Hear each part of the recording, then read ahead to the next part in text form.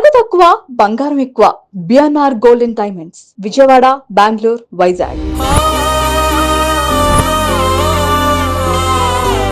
రోషన్ గారు ఆ మహిళలకి ఖచ్చితంగా 20 మిషన్లు నేనైతే ఖచ్చితంగా వాళ్ళకైతే నేను డొనేట్ చేస్తాను. థ్యాంక్ యూ అండి, థ్యాంక్ యూ సో మచ్ అండి.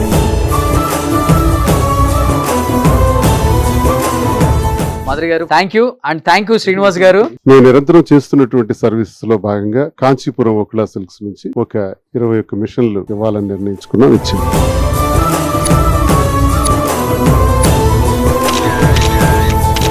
ఒంటరి మహిళలకి నిజంగా పెద్దన్న పాత్ర పోషించి ఒక తమ్ముడిగా ఒక అన్నగా ముందుకొచ్చిన రోషన్ గారికి నిజంగా మా అందరి ఆయుష్ పోసుకొని మీరు నిండు 100 ఉండాలండి.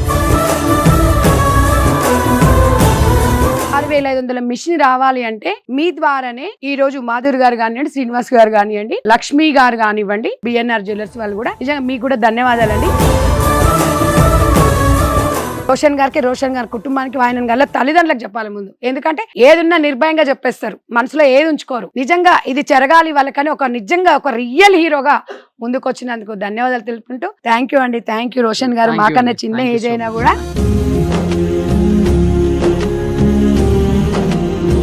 జీవిత వేదిక ప్రోగ్రామ్ చూసిన తర్వాత ఫస్ట్ రెస్పాండ్ అయింది మాధురి గారు. ఫస్ట్ ఆఫ్ ఆల్ హ్యాట్సప్ అండి. మీరు ఫస్ట్ ఎపిసోడ్ చూసామా, 20 మిషన్స్ నేను స్పాన్సర్ చేస్తాను, ప్రతి ఒక్క ఒంటరి మహిళకి మాధురి గారు ఇచ్చారు, డెఫినెట్ గా వాళ్ళకి హెల్ప్ అవుతుందని అనిపిస్తే ఇచ్చేయండి అని చెప్పేసి ఆమె లైవ్ లో కూడా చెప్పారు. Thank you, and thank you Srinivas గారు. సో ఆమె వెనకుండి మీరు సపోర్ట్ చేస్తున్నందుకు. తర్వాత ఎపిసోడ్ చూసి లక్ష్మిగా డైమండ్స్ లక్ష్మీ శారద గారు కూడా మిగతా ఎపిసోడ్ కూడా మేము ఇస్తానని చెప్పారు. అండ్ నెక్స్ట్ ఎపిసోడ్ లో కూడా బిఎన్ఆర్ గోల్డెన్ డైమండ్స్ వాళ్ళు కూడా ఇస్తా అన్నారు. అండ్ కొంతమంది స్వచ్ఛందంగా మెసేజ్లు చేసి వాళ్ళు ఇస్తా అన్నారు. గ్రేట్. సో మన ఆధ్వర్యంలో అన్ని ఎపిసోడ్ల నుంచి వచ్చిన అందరు మహిళలు మీకు ఒకసారి కనిపిస్తున్నారండి. వాళ్ళ కళ్ళల్లో ఫస్ట్ వచ్చినప్పుడు చాలా బాధ ఉండేది, అందరూ నవ్వుతున్నారు హ్యాపీగా. చూడండి వాళ్ళ మొహంలో నవ్వు చూడండి. హ్యాపీయా? గట్టిగా ఓ సూపర్. సో ఇంకెందుకు ఆలస్యం, వచ్చేస్తారా అమ్మా?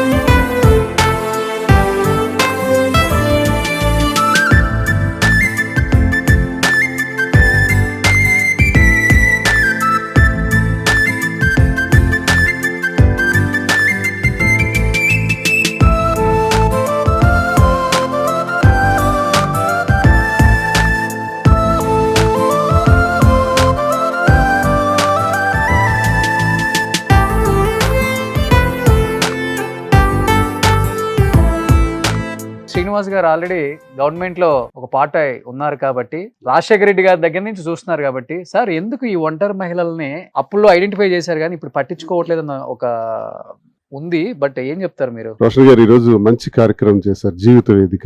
ఈ వేదిక ద్వారా మరి సోదరీమణి సంధ్యా గారి ద్వారా కూడా బ్రహ్మాండంగా చేసి మాకు భాగస్వాములు చేశారు. మేము నిరంతరం చేస్తున్నటువంటి సర్వీసెస్ లో భాగంగా కాంచీపురం ఒకలా సిల్క్స్ నుంచి ఒక 21 మిషన్లు ఇవ్వాలని నిర్ణయించుకున్నాం, ఇచ్చాం.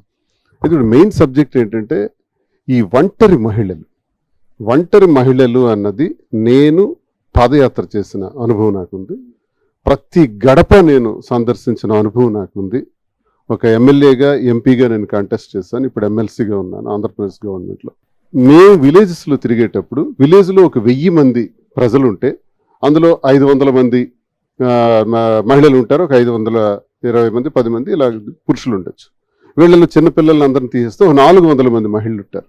ఆ 400 మంది మహిళల్లో కనీసం ఒక 25 మంది ఒంటరి మహిళలు ఉంటారు.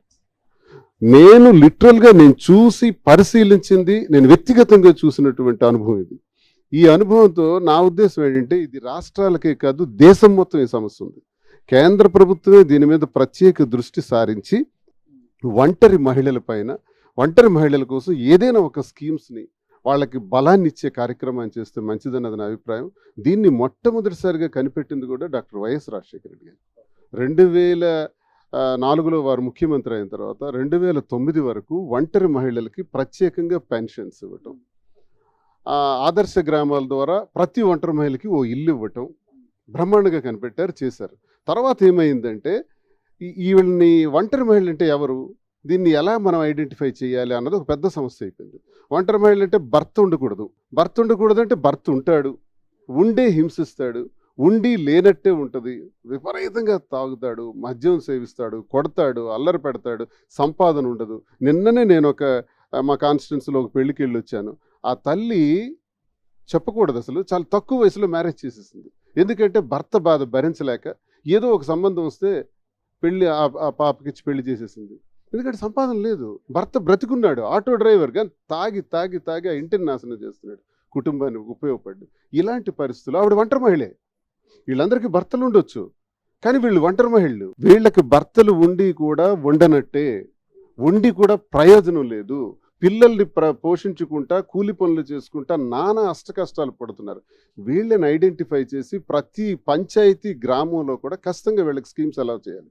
వీళ్ళకి ఇల్లు ఇవ్వాలి, ఫస్ట్ ఖచ్చితంగా ముందు ఇల్లు ఇవ్వాలి. ప్రతి నెల మనం వికలాంగుడికి ఎలా పెన్షన్ ఇస్తున్నాం, లేదా వృద్ధులకు ఎలా పెన్షన్ ఇస్తున్నాం, వితంతువులకు ఎలా పెన్షన్ ఇస్తున్నాం, అలాగే వీళ్ళకి ఒంటరి మహిళలకు కూడా పెన్షన్ ఇవ్వాలి.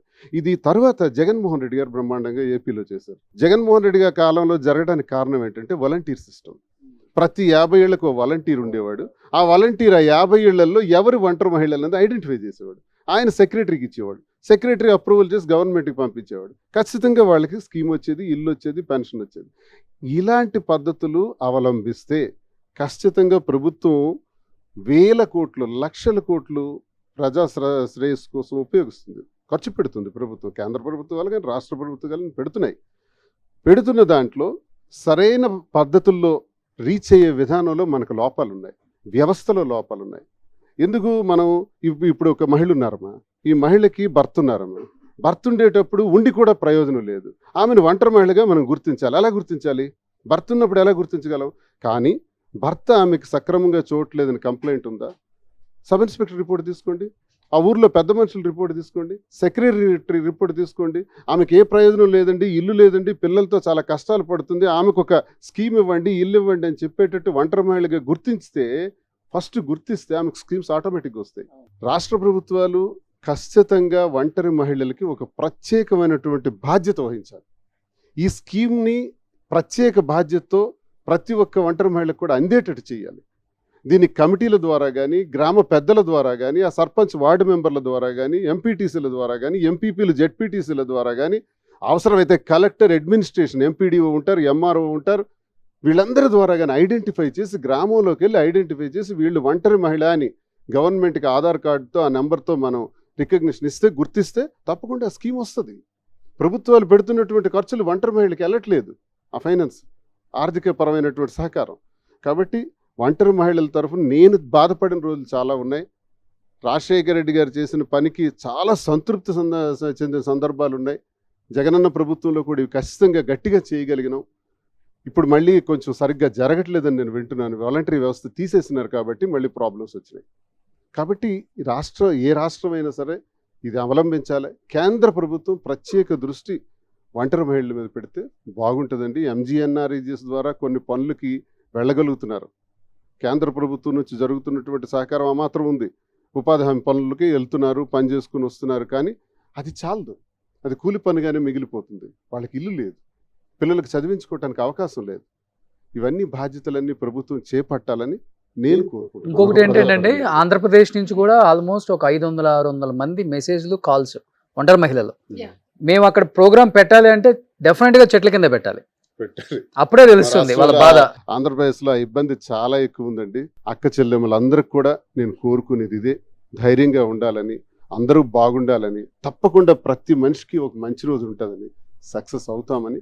పిల్లల్ని బాగా చదివించండి, ఉన్నత స్థాయికి తీసుకువెళ్ళండి.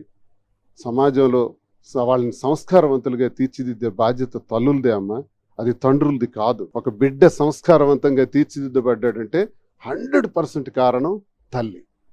ఆ తల్లులే మీరు మానసిక క్షోభకు గురైతే మరి సమాజాన్ని ఎవరు కాపాడగలరు, ఎవరు నడిపించగలరు?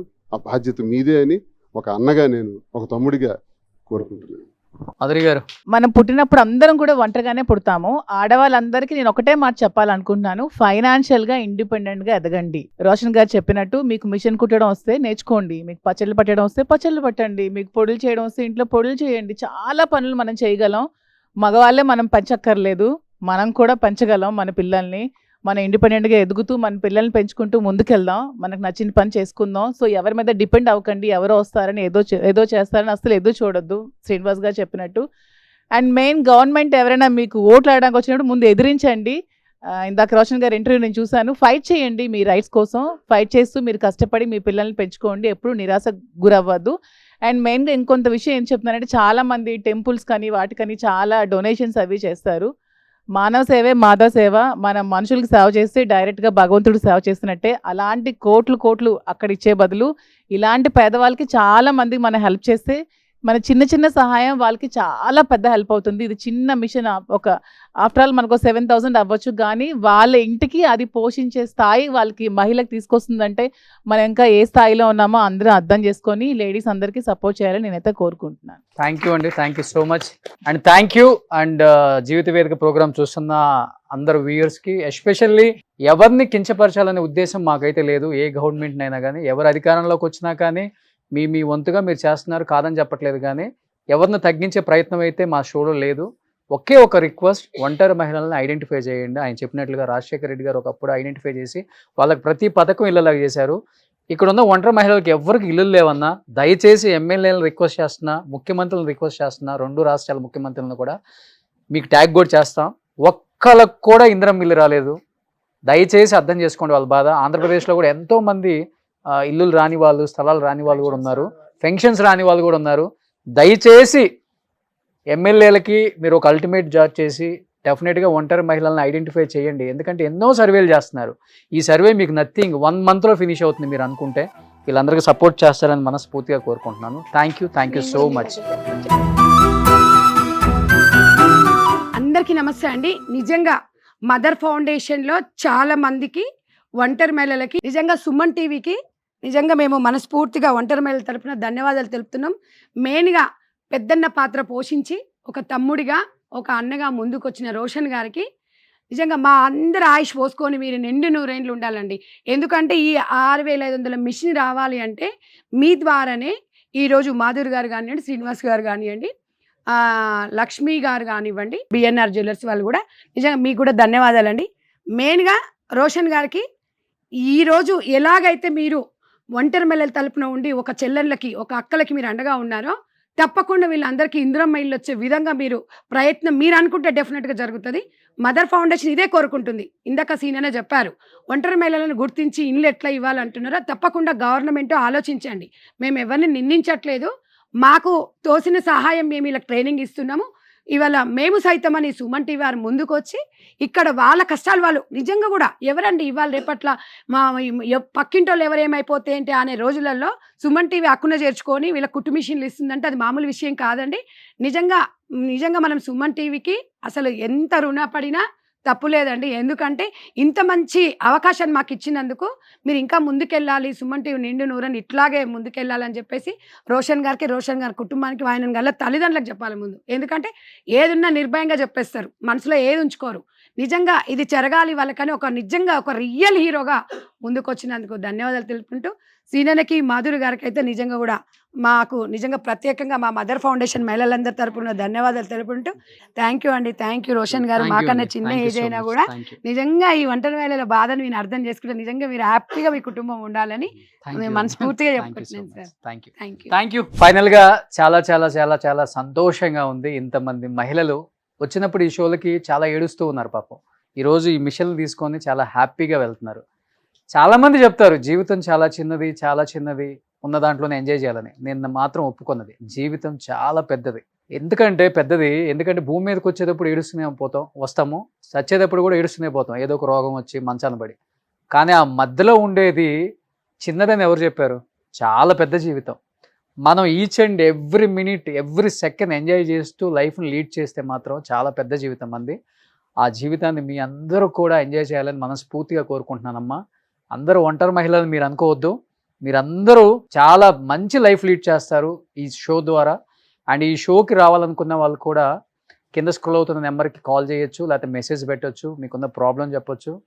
డెఫినెట్గా మంచి జీవితాన్ని, ఎంతోమంది పెద్ద పెద్ద వాళ్ళు ఉన్నారు, వాళ్ళ త్రూ మేము హెల్ప్ చేస్తున్నాం కాబట్టి మీ జీవితం బాగుంటుందని నేను కోరుకుంటున్నాను. Especially BNR gold and diamonds Rohit Reddy గారు కావచ్చు అండ్ నాగిరెడ్డి గారు కావచ్చు, వీళ్ళ సపోర్ట్ మర్చిపోలేదన్నమాట.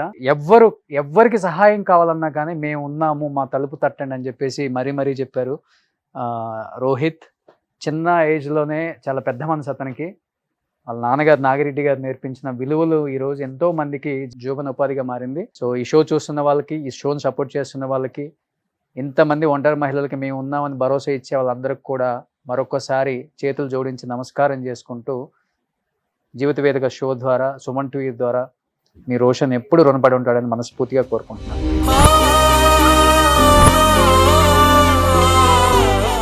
సుమన్ టీవీలో మీ పర్సనల్ అండ్ బిజినెస్ ప్రమోషన్స్ కోసం కింది నెంబర్కి కాంటాక్ట్ చేయండి.